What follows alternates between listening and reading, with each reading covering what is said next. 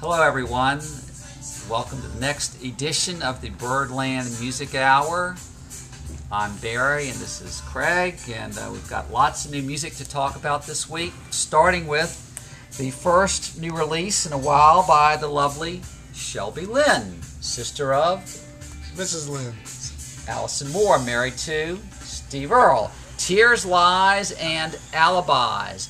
The first record in her 20-year career where she has had total creative control. Original tunes in her Southern Americana meets Dusty Springfield style. She's in great voice. Very soulful record. Highly recommended. Shelby Lynne from our friends at Fontana Records. Next, she's also on the Peter Wolf record. That's right, and she's in the video. Tragedy. New Orleans' own Trombone Shorty. Troy Andrews, known as Trombone Shorty, is back with his first release on the Verve label, and this time they've been able to take their New Orleans funk second line sound and translate their live show to a studio recording. It's got 13 original tunes. It's got a cover of an Alan Toussaint tune. Trombone Shorty with his funky, brassy sound. A great party record. You'll love this. Trombone Shorty. And last and certainly not least, from our friends at 429 Records, Sammy Lamas and Kurt Newman, the duo known as the Bodeans, Milwaukee's finest, are back with their newest release, Mr. Sad Clown. But there's nothing sad about this record. It's a rockin', great rock and roll tune with their patent harmonies. Nice to hear the Bodeans back. They're in great form. Check it out, the Bodeans, Mr. Sad Clown. Speaking of sad clowns, Book of the Week time. The Fab, British rock and roll invasion of 1964. Filled with pictures, that's why I liked it. It's a good book. Pick it up here at Birdland, half price. We were looking through one of the magazines and we saw that Neil Sedaka has put out a new CD. And guess what? It's got 5 stars in Goldmine. And it's worth about 4 stars. Really good. A lot of doo-wop stuff on it, believe it or not. Some things with him and a piano, some of them with an orchestra. Good cross-section of Neil Sedaka. Saw him a couple years ago with the symphony. Excellent, excellent. Meatloaf, Bat Out of Hell 2.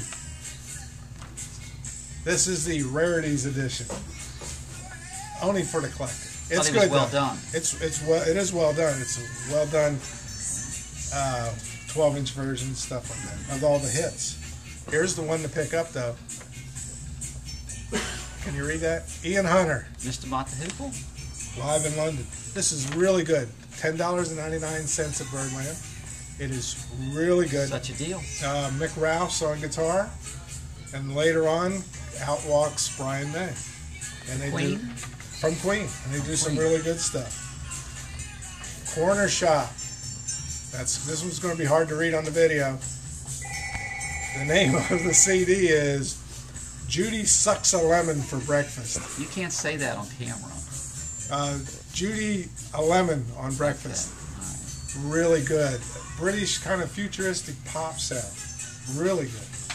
But of all the CDs I've listened to in the last week, here's the one that hooked me. Least but not last. Right. I mean, Peter Frampton's really good. I listened to that yesterday. The blues cut on there, the instrumental, is excellent. Pick up the Peter Frampton. But the one that blew me away was Canned Heat, Woodstock Revisited, or Woodstock Homecoming. This is actually a live concert from 1979. It was the 10-year anniversary of them at Woodstock. Heights in it.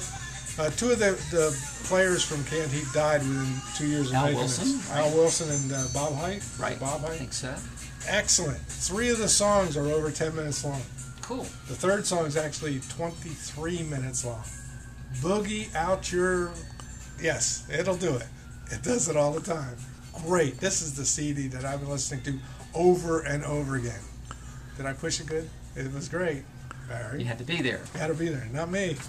All right, that's it, I think, for this week's edition. We're going to start to wrap up, and in the coming weeks, we've got a brand new Anders Osborne record, Right. signed Alligator, I'm looking forward to. And I've heard some cuts of the James Taylor and Carol King. Correct myself. James Taylor and Carol King live at the Troubadour. That will be out in the next couple weeks, so look forward to talking about that. And I think that's it for this week. And some books coming up. I got a Neil Young book which explains what each song's about. Thank you. Thank you, everybody, for listening. Keep listening to music, support live music, go to shows, but most of all, keep listening to the music.